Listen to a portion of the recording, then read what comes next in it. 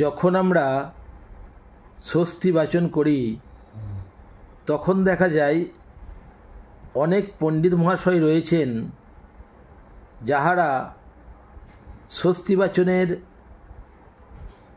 যে অক্ষত রয়েছে, চাউলটি রয়েছে, আতপ চাউলটি, সেটি চারিদিকে ছড়িয়ে দেন। কখনো উপর দিকে ছড়ান, কখনো নিচের দিকে ছড়ান, কখনো দিক বিদিক না করিয়ে এদিক ওদিক সেদিক ছড়িয়ে দেন। এটি কখনোই করবেন না।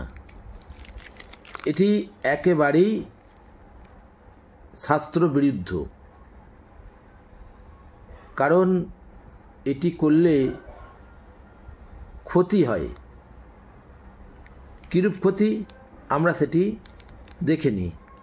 এটি রয়েছে মন্ত্রতন্ত্র প্রকাশ নামক গ্রন্থে।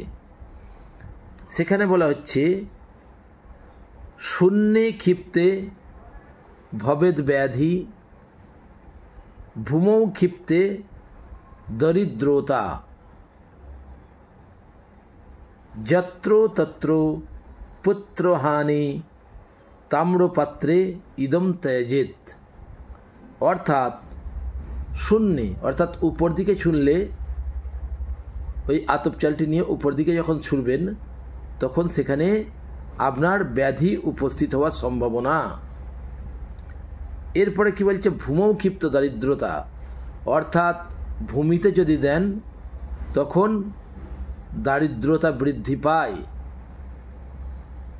যত্র তত্র পুত্রহানি, চারিদিকে ছড়িয়ে দিলেন তখন কিন্তু একটা পুত্রনাশের সম্ভাবনা থাকে। তাহলে আমাদের কি করতে হবে, তাম্র পাত্রে ইদম ত্যজেত, অর্থাৎ তাম্রপাত্রেতে ত্যাগ করতে হবে। এর সঙ্গে আরও একটি তথ্য বলে দিই, এই আতপ চালটি কীভাবে দেবেন। সেখানে 9টি আতপ চাল আপনাকে 3 বার দিতে হবে। কারণ এখানে একটি শ্লোক আমাদের পাওয়া যায়, ত্রয়ঙ্কিত্তা ত্রয়ঙ্কিত্তা ত্রয়ঙ্কিত্তা ক্ষিপেদ বুধ তর্জনী মধ্যমা অঙ্গুষ্ঠাত্তৈ ধিতবাচ নবতন্দুলাম। স্বস্তিত্রয়ং সমুচার্য মুহুর্মুহু ক্ষিপে দিতি। এটি হচ্ছে সাধারণ বিধি।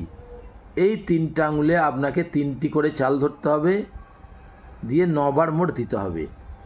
কারণ এখানে বলা হচ্ছে স্বস্তিত্রয়ং মুহুর্মুহু সমুচার্য ক্ষিপে দিতি। অর্থাৎ এই যে নিলেন স্বস্তি স্বস্তি স্বস্তি, এই 3টে করে চাল দিলেন।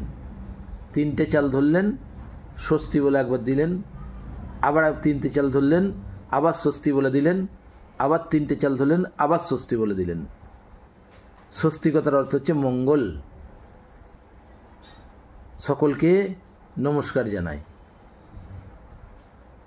যদি ভিডিওটি ভালো লাগে অবশ্যই সাবস্ক্রাইব করবেন, লাইক করবেন, আপনাদের অমূল্য মতামত কমেন্টের মাধ্যমে জানাবেন এবং শেয়ার করবেন। ভিডিওটিকে অবশ্যই শেয়ার করবেন।